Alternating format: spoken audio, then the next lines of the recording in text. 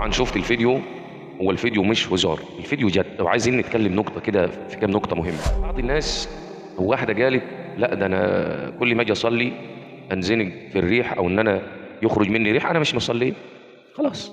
لا اصلا انا بتلخبط في الصلاه والهموم كلها بتركبني. اقول لك كل دي اعذار خايبه، والشيطان يا خايب عايز يخليك تسيب الصلاه عشان ما تشوفش الجنه. صليت على سيدنا النبي؟ ما هو دي وظيفه حياه.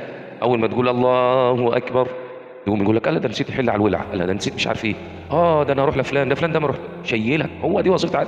يقول لك لا انا كده كده بتلخبط، انا هسيب الصلاه. يا خيبتك، لا صلي واجب على الصلاه، ما تقولش لا. ويذكرون الله قياما وقعودا وعلى جنوبهم. الله اكبر. فانت اوعى تضيع نفسك الا الصلاه.